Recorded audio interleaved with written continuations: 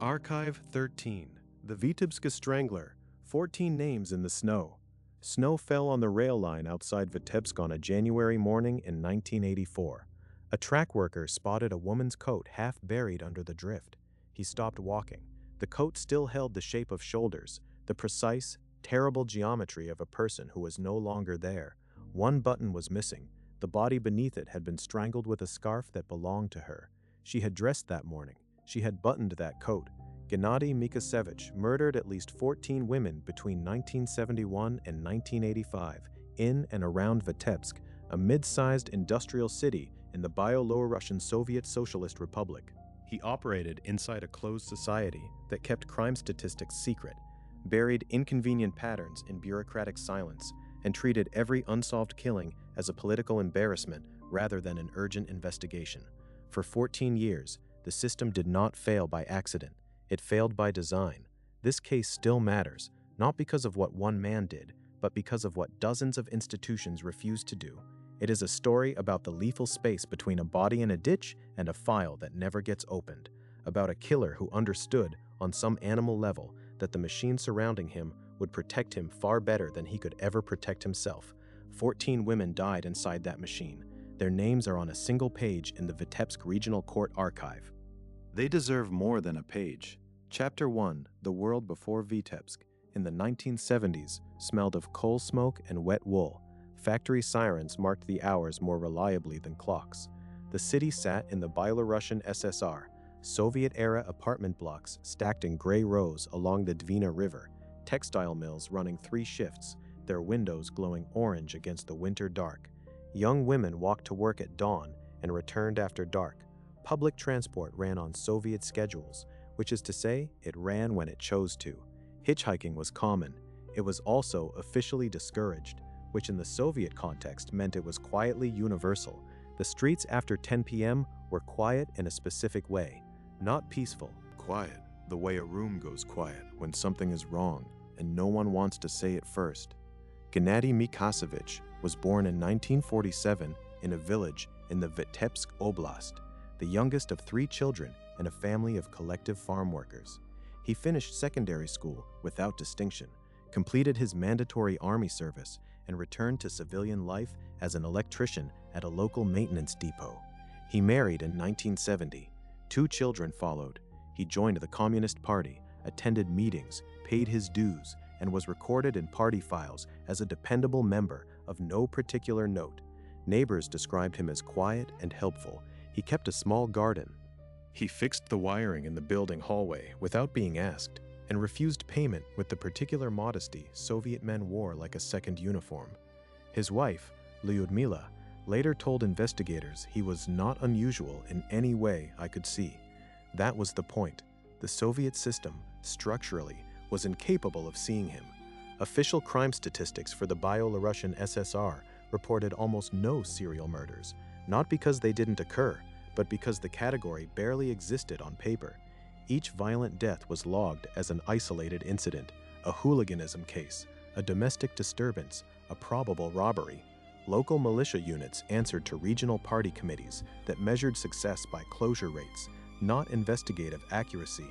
A case marked closed was a case that did not embarrass anyone. It was a system that rewarded blindness. Mikhasevich understood none of this consciously. He didn't need to. The architecture of his impunity was already in place before he committed his first crime. Fact: Soviet crime reports from Vitebsk Oblast in the 1970s listed fewer than 5 strangulations per year across the entire region, a figure forensic historians now believe dramatically undercounts actual homicide rates due to systematic misclassification of violent deaths. Myth versus reality. Many later accounts, particularly in post-Soviet true crime publications, claimed Mikhasevich was a known deviant or exhibited flagrant warning signs before 1971. Court records, employment files, and Communist Party membership documentation show no prior arrests, no disciplinary actions, and no formal complaints from colleagues or neighbors. The monster did not advertise himself. Why did the first victim accept the ride that night? Because a man who looked like everyone else offered it. Chapter 2, Early Warning Signs. Teachers remembered Mikhasevich as average in every subject except practical mechanics, where he showed genuine aptitude. He could diagnose a fault in an electrical circuit the way some people read music, instinctively, without visible effort. It was the one place his intelligence surfaced clearly. After his army service, he began collecting newspaper clippings about criminal investigations. Soviet papers rarely published detailed crime reporting, but what existed, brief notices about malicious excesses, cautionary tales about hooligans brought to justice, he cut carefully and kept in a manila folder inside a locked drawer at his parents' house. The collection was organized by date. He had written small annotations in the margins in blue ink. His wife, Ludmila, later told investigators she found the folder once, sometime in the mid-1970s, and assumed it was a hobby. Men collect things, she said. She put it back and said nothing. No teacher filed a report. No supervisor flagged unusual behavior. The army recorded a standard discharge. The party files noted regular attendance. The archives are silent on any formal psychological evaluation before his arrest in 1905. There was no mechanism to conduct one. There was no mechanism to wonder whether one was needed. True fact, in the Soviet Union, preemptive psychological profiling of citizens not already under criminal investigation was not standard militia practice at any point during Mikhasevich's active years. The concept of behavioral analysis in violent crime investigations was simultaneously being developed by the FBI's Behavioral Science Unit in Quantico, Virginia, on the other side of an iron curtain that kept both methodologies entirely separate. Myth versus reality. Post-arrest accounts frequently describe Mikhasevich as having been socially isolated or visibly troubled. In reality, colleagues at the maintenance depot described him as friendly, occasionally funny, and a reliable drinking companion at the depot's informal social gatherings. Dr. A. Tkachenko, who led the 1986 Forensic Psychiatric Commission, noted in his report that Mikhasevich's social competence was above average for his demographic cohort, which is precisely what made him dangerous. Robert Hare, the Canadian psychologist whose PCLR checklist became the standard tool for assessing psychopathy, wrote that the most dangerous offenders are not those who seem wrong, they are those who seem right. The psychopathic charm, Hare observed in his foundational research, is not a performance put on for observers, it is the only self the individual has ever known. Mikhasevich didn't perform normalcy. He was normal in every way the world around him had been trained to measure. Chapter 3. The First Crime. May 1971. The factory district smelled of machine oil and river mud. Zinaida Goncharova, 18, had worked the evening shift at the Vitebsk Textile Combine for 11 months. She was saving money to move to Minsk. She had told her mother this, had told her two closest friends at the factory, had said it with the specific bright certainty of someone who believes completely that the future is a place you can simply decide to go. She wanted to study design.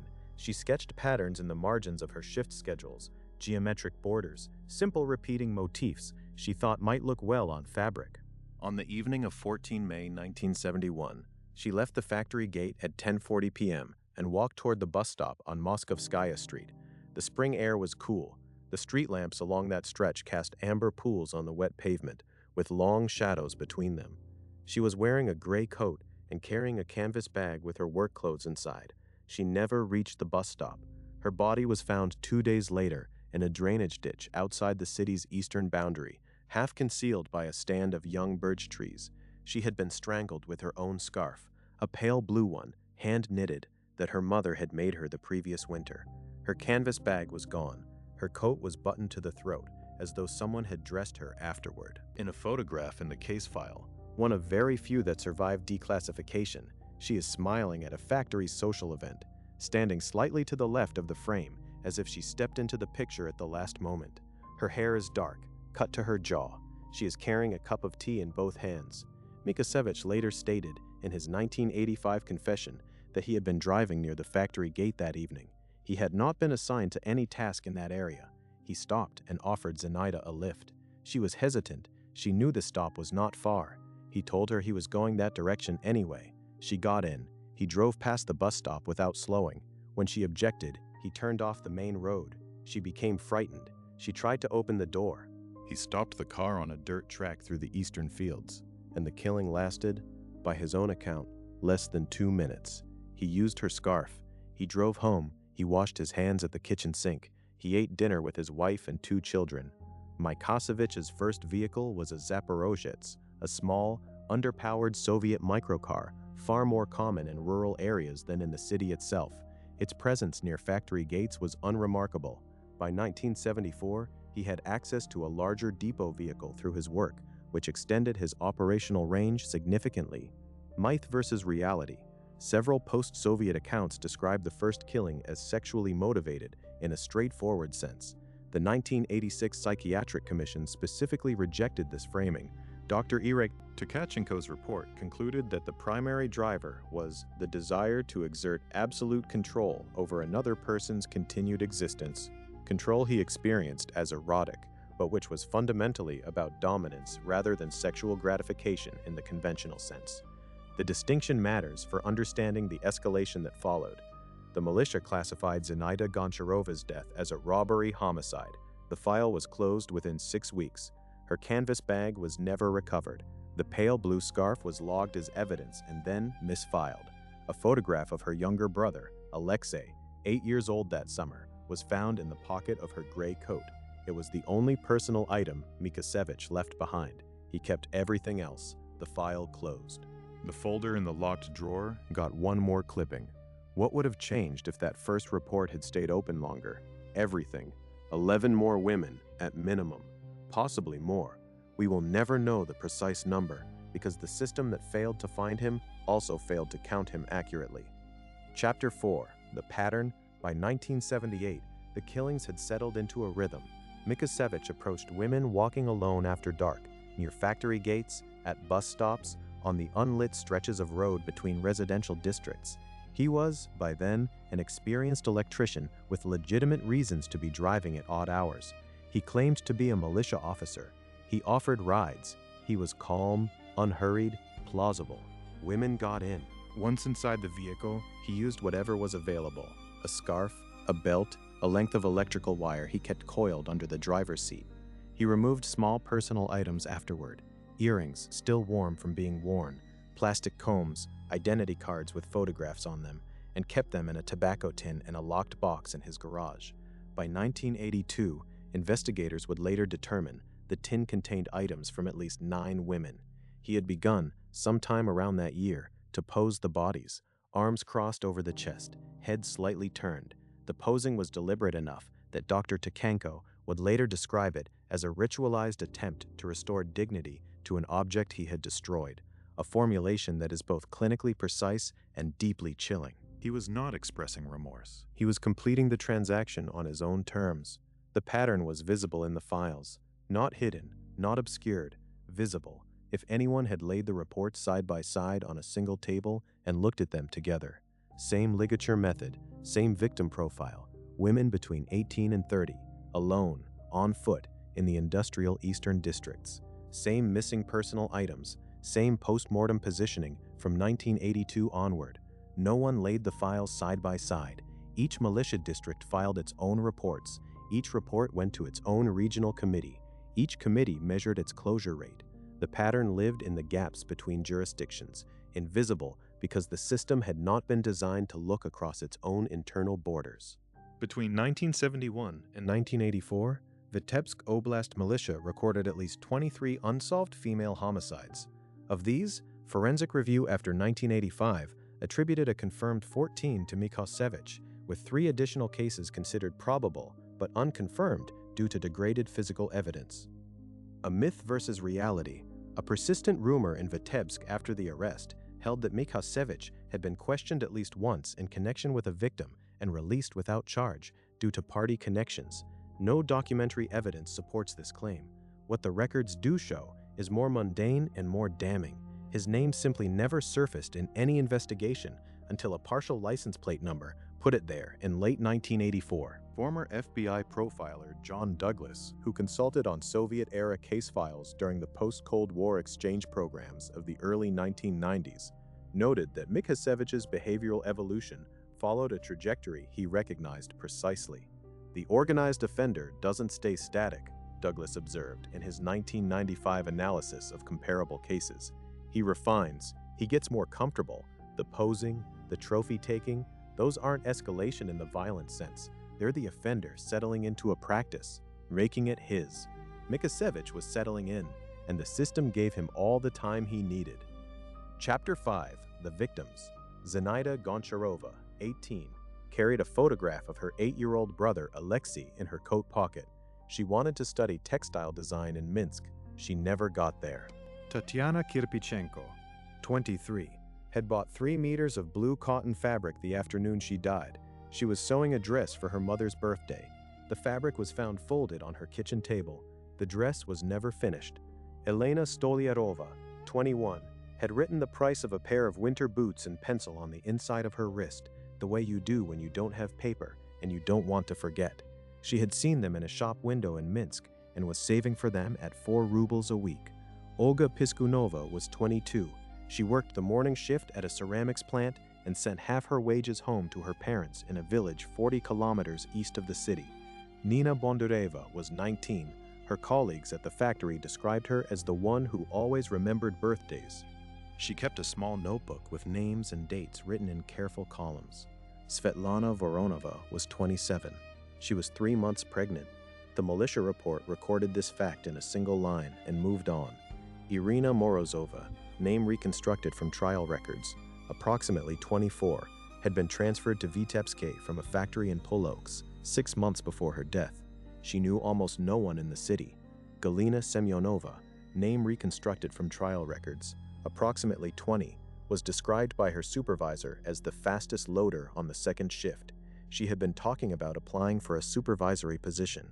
Maria Kovalenko, name reconstructed from trial records, approximately 22, had a dog she had rescued from the street behind her apartment block. Her neighbor fed the dog for 3 days before anyone told her what had happened. The remaining 5 names, Antonina Lesheva, Vera Melisheva, Natalia Grinkevich, Alla Pashkevich, and Raisa Fedorova, names reconstructed from trial records, appear in the Vitebsk Regional Court transcript of 18 December 1985, listed in the indictment in the dry sequential notation of official documents: victim, age, date, location. Each entry is 4 lines. 4 lines for a life that had been morning shifts and saved rubles and sisters and dogs and fabric bought to make something beautiful for someone they loved. The tobacco tin in Mikhasevich's garage held 14 items, 14 small proofs that they had existed. He had kept them like receipts. Soviet legal convention at the time of the trial did not require victim impact testimony in capital cases. No family member of any of Mikhasevich's victims spoke at the trial proceedings. The first public acknowledgement of the victims as individuals, rather than as case numbers, appeared in a Belarusian newspaper article in 1991, 6 years after the trial and 4 years after his execution. Some accounts of the case describe the victims as socially marginal or as having engaged in behavior that placed them at elevated risk. This characterization is false and reflects the victim-blaming conventions of both Soviet-era crime reporting and later sensationalist coverage. Every confirmed victim was a working woman traveling between her workplace and her home. They were killed because they were alone, because they accepted a ride from a man who appeared safe, and because the city had not warned them there was reason not to. Chapter 6. The Hunt Begins. The request came in on a Thursday in the spring of 1983. Captain Nikolai Ostapenko, 34, had been assigned to the Vitebsk Oblast Militia's Criminal Investigations Division 8 months earlier, transferred from Minsk after distinguishing himself in a complex fraud case involving state warehouse inventories. He was known, in the careful language of Soviet bureaucratic assessment, as methodical and persistent, which in practice meant he was the kind of man who noticed when numbers did not add up, and who kept noticing even when people suggested he stop.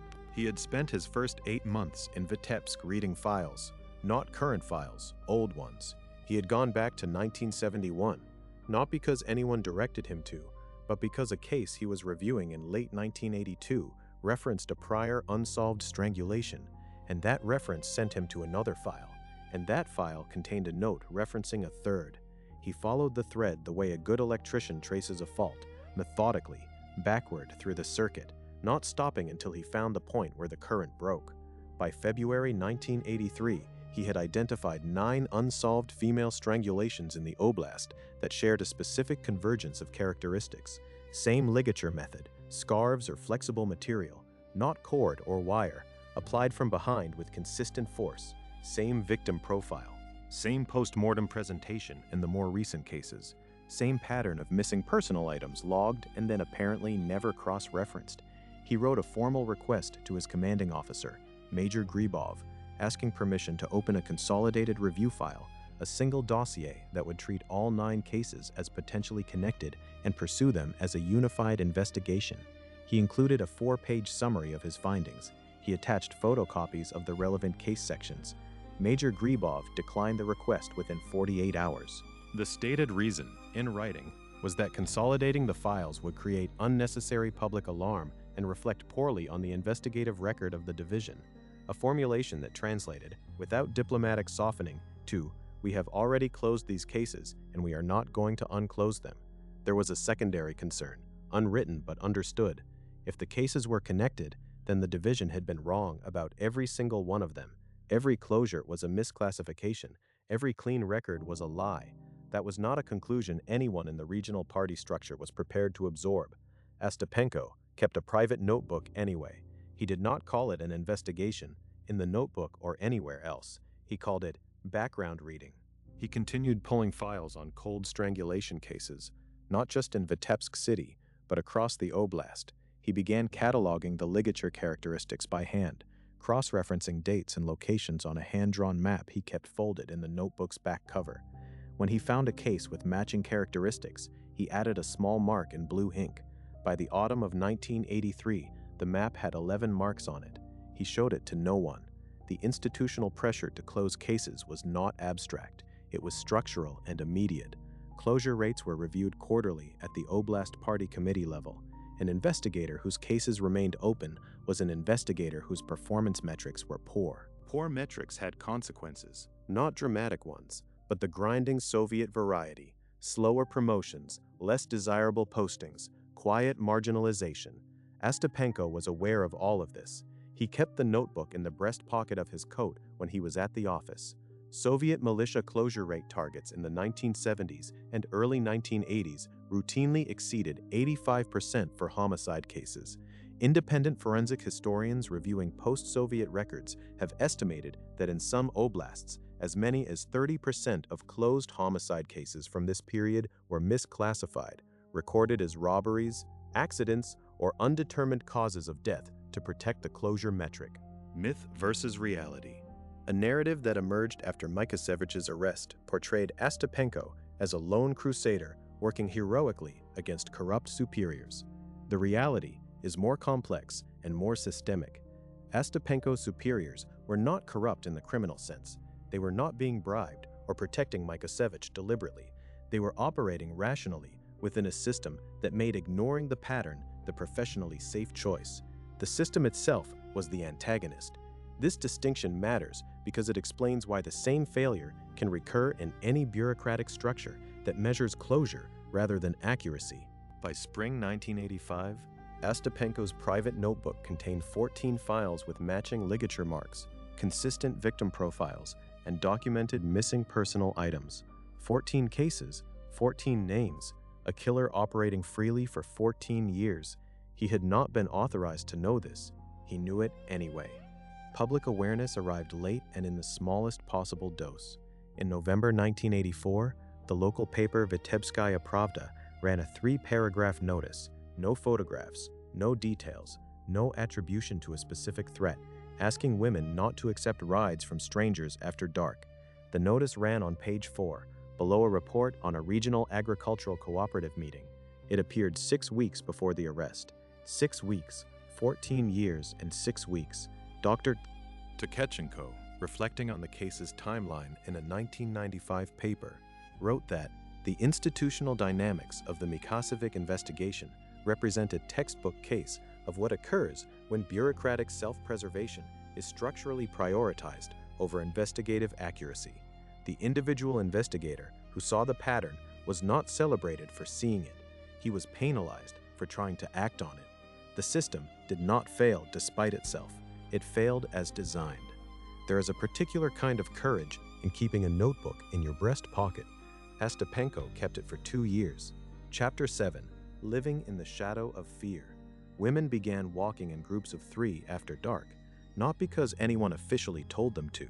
Because the knowledge spread the way knowledge spreads in closed societies, not through newspapers or official announcements, but through the specific frequency of women talking to women in factory washrooms and apartment hallways and at the edges of shift changes. Something was wrong. Someone was out there. The details were vague, and that made them worse. Factory managers installed additional lamps at the gates of the Eastern District plants. The light helped. It didn't help enough. Men standing at shift change gripped their metal lunchboxes tighter when a single car slowed near the gate and idled. A Zaporozhets or a depot vehicle, engine ticking, headlights on.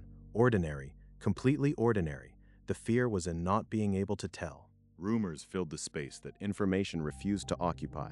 The killer was a party official. That was one version. He was a visiting detective from Moscow, conducting some kind of test. He was a foreigner. He was connected to the party apparatus in Minsk, and that was why nothing was being done. None of these were true. The truth? That an electrician with a tobacco tin in his garage had been killing women for 13 years while case files sat unread in separate militia district offices was both more ordinary and more monstrous than any of the rumors. Ordinariness was the rumor no one thought to spread, because ordinariness didn't explain why the system had not caught him. The explanation was the system. Parents began meeting daughters at the factory gate. Gennady Mikhasevich was among the women in the city who discussed the situation at a neighborhood meeting in the autumn of 1984. She later told investigators she had no suspicion of her husband during this period. He had been solicitous, attentive, concerned. He had asked her not to walk home alone. Chapter 8. The Psychological Profile. The Forensic Psychiatric Commission convened in early 1986, after the conviction. It was led by Dr. A. Tkachenko of the Ministry of Health of the Byelorussian SSR, and it produced one of the most clinically detailed assessments of a Soviet-era serial offender on record.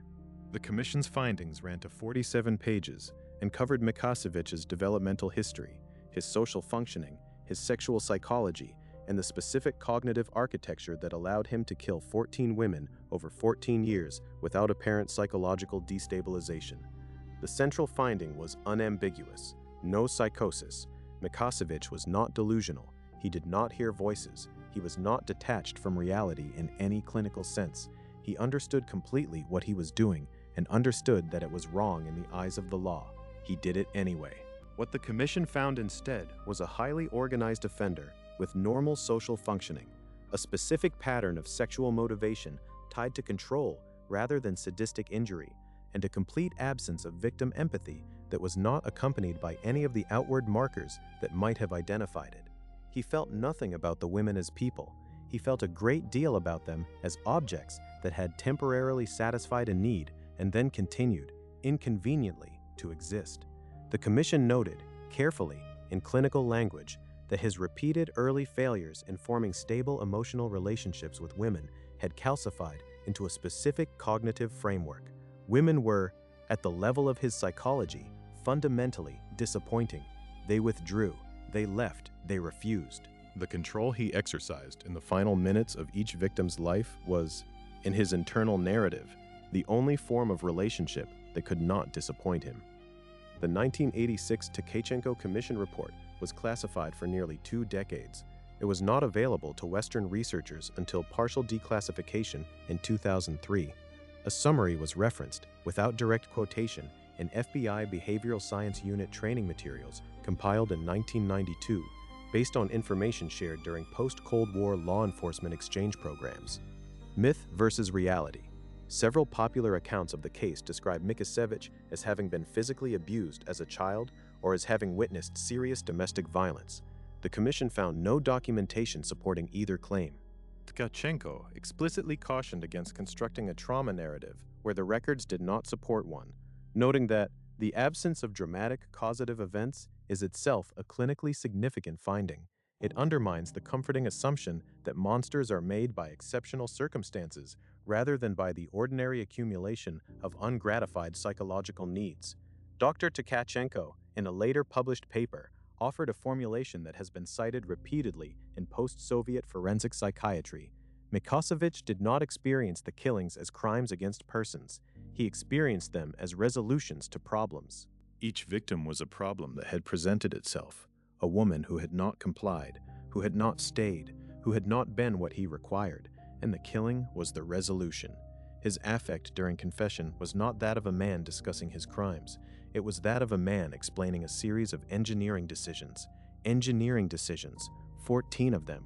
Chapter 9, The Break in the Case.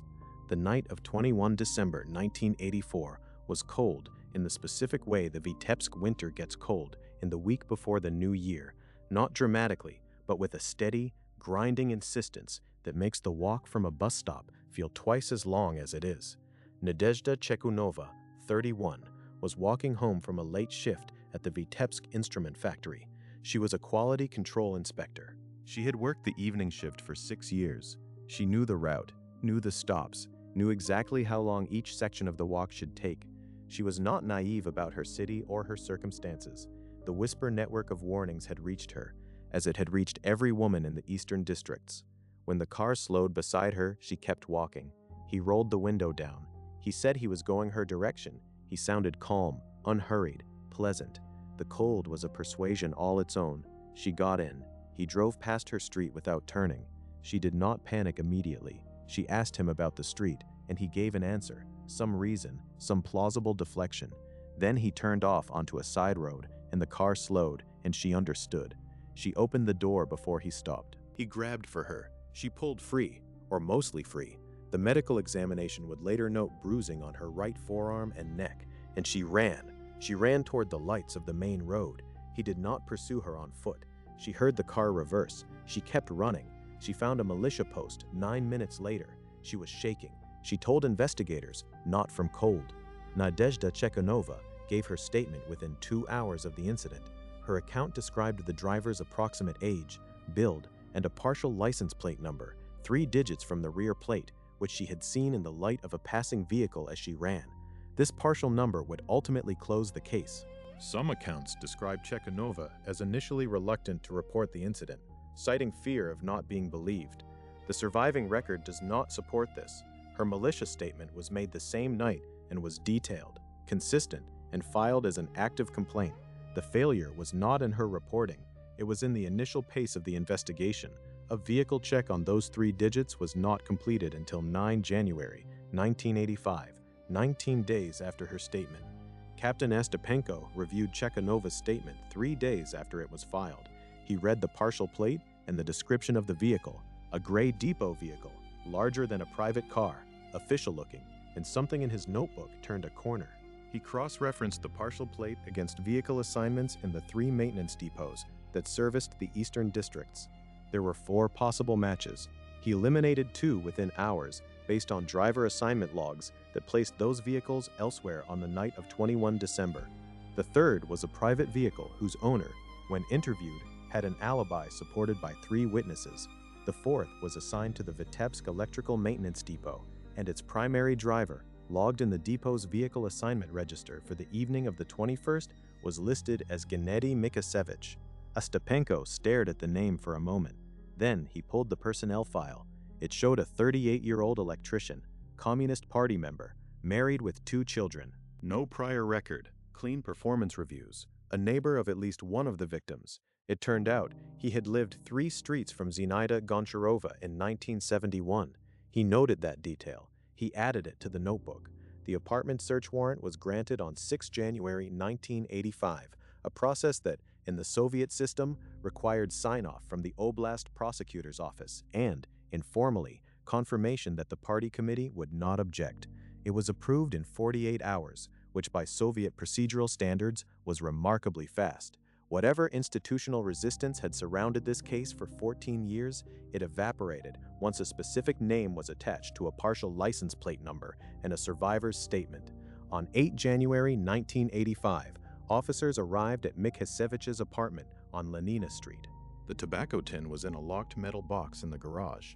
Inside it, 14 small objects: a comb, 3 identity card photographs, removed from their cards, a pair of earrings, mismatched, a folded handkerchief with an embroidered initial, objects that had been worn or touched or carried by women who were now dead, kept in a tin in a box in a garage behind the apartment of a man who had been fixing his neighbor's wiring and attending party meetings for 14 years.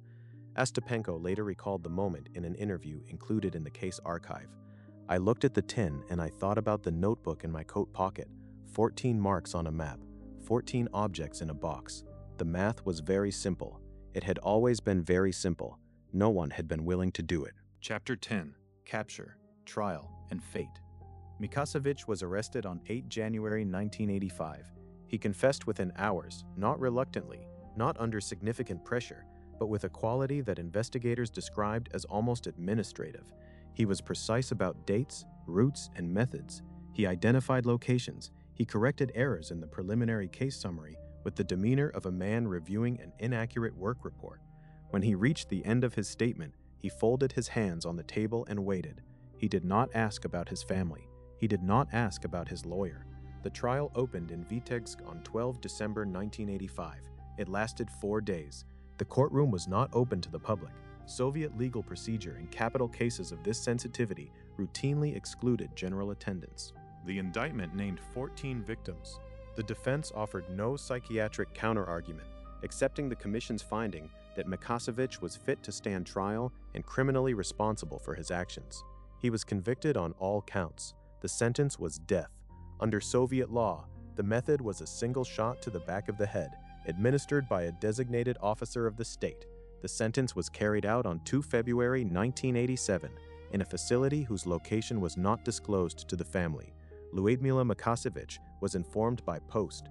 The 14 victims' families were informed of the execution by the same mechanism, a brief official letter, delivered without ceremony, stating that the sentence had been carried out and the matter was closed. Under Soviet law, families of executed individuals had no right to the remains and were not informed of the burial location. The families of Mikhasevich's victims received no compensation, no formal acknowledgement of systemic failure, and no access to victim support services, a category that did not formally exist in Soviet legal infrastructure. The matter was closed. The files were sealed. The city went back to its shifts and its bus stops and its factory gates. The extra lamps stayed on for a while. Eventually, the city stopped thinking about them. Chapter 11. Inside the Mind. "I wanted them to stay with me."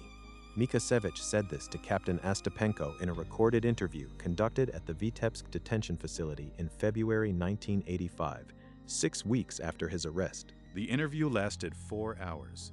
Ostapenko asked him about each victim by name, and for each name, Mikhasevich provided a description: what she was wearing, where she was walking, what she said when she got in the car.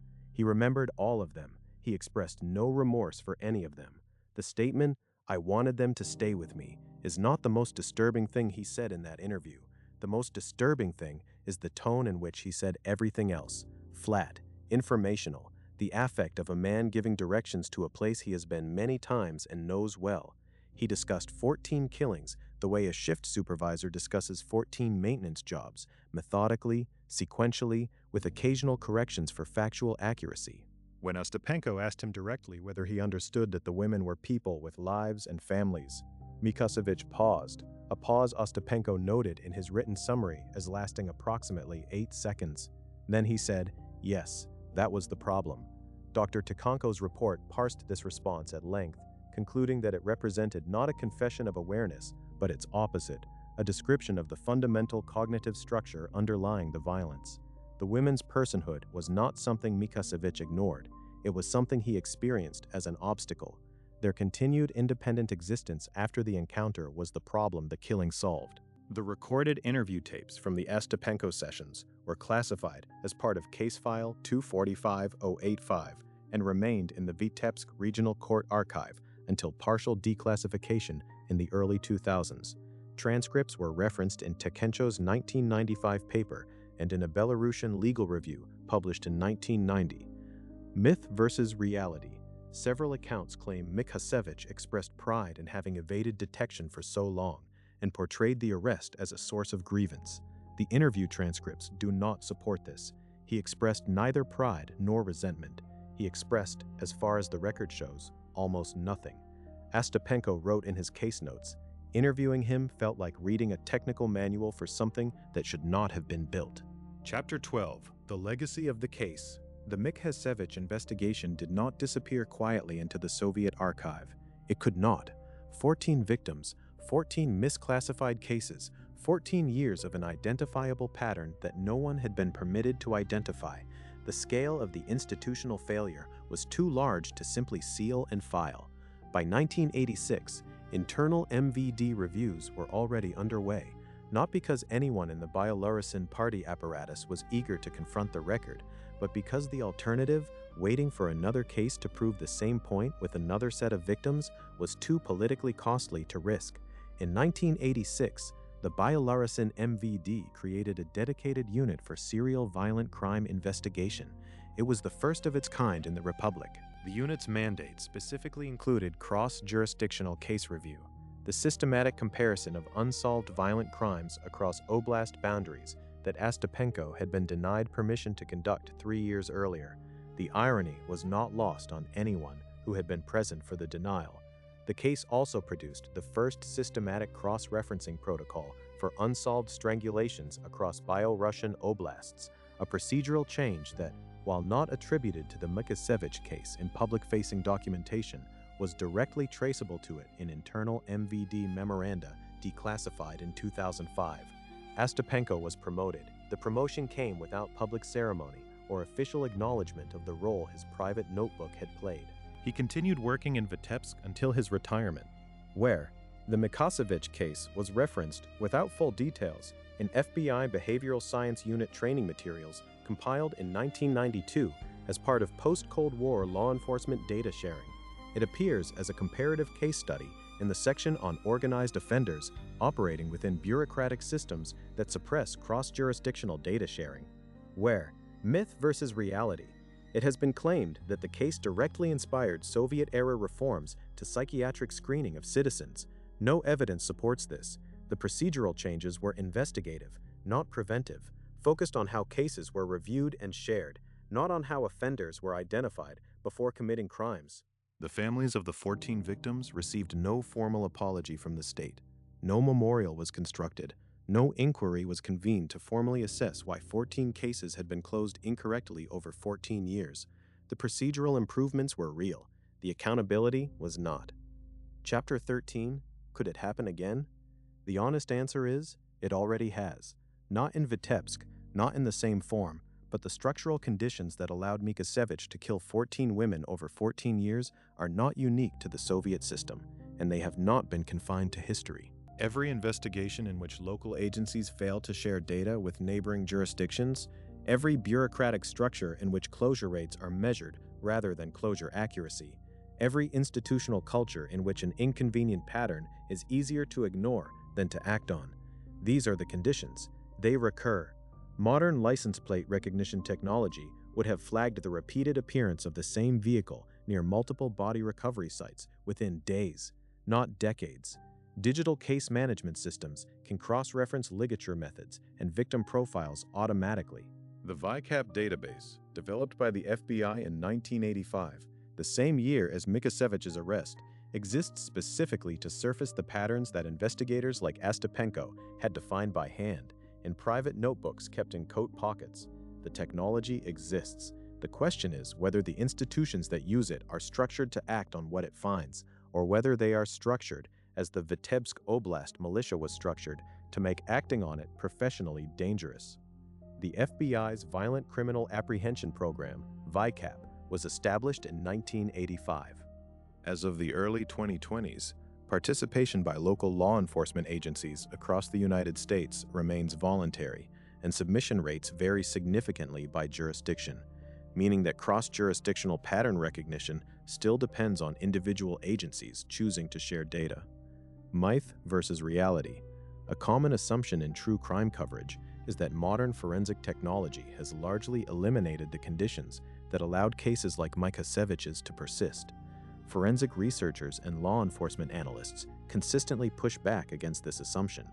Technology identifies patterns. Institutions decide whether to act on them. Those are separate problems, and only one of them has been substantially improved since 1985. Dr. Tkachenko, in the conclusion of his 1995 paper, wrote, "The lesson of the Mikhasevich case is not that monsters are hard to catch. It is that they are easy to protect, inadvertently, systematically, at scale, by the ordinary operations of institutions that prioritize their own functioning over the accuracy of their conclusions. This is not a Soviet problem, it is a bureaucratic one. He was right. He has continued to be right. Conclusion. 14 names remain on a single page in the Vitebsk Court Archive. Zenaida, Tatiana, Elena, Olga, Nina, Svetlana, Irina, Galina, Maria, Antonina, Vera, Natalia, Alla, Raisa. 14 women who walked to work in the dark and did not come home, who saved rubles for boots in a Minsk shop window, who kept notebooks with birthdays listed in careful columns, who had brothers and mothers and dogs and fabric bought to make something beautiful. Justice was delivered in the narrow legal sense. The killing stopped. The trial was held. The sentence was carried out. No one can take that from the record. But justice in the larger sense, accountability for the system that gave Mikhasevich 14 years of institutional protection while his files sat unread in separate offices, that never came. No inquiry, no apology, no name spoken officially in any room by anyone who represented the state that had failed to protect them. Captain Ostapenko kept the notebook. The notebook found the killer. The killer was executed. The system that made the notebook necessary was quietly improved and never officially acknowledged. The larger question, how many files must be stacked before someone reads them together? How many names must accumulate before a pattern becomes undeniable? How many times must an investigator be told no? That would create panic before the panic is finally given a name. That question remains open. It will remain open until institutions are built to answer it. 14 names on a single page say so. Sources and references. 1. Ostapenko, N. 1987, Case File 245/85, Vitebsk Regional Court Archives, Partial Declassification 2003. 2. Tkachenko, A.A., 1986, Forensic Psychiatric Report on G. Mikhasevich, Ministry of Health of the Byelorussian Soviet Socialist Republic, Department of Forensic Psychiatry. 3. Gerasimov, I., 1988, Serial Murder in the Late Soviet Period, Investigative Failures and Structural Causes, Soviet Criminology Journal, Volume 4, pp. 112-139. 4. Ministry of Internal Affairs of Belarus, 1991, Review of Homicide Investigation Procedures in the BSSR, 1975-1985, Minsk, MVD Publishing Division. 5.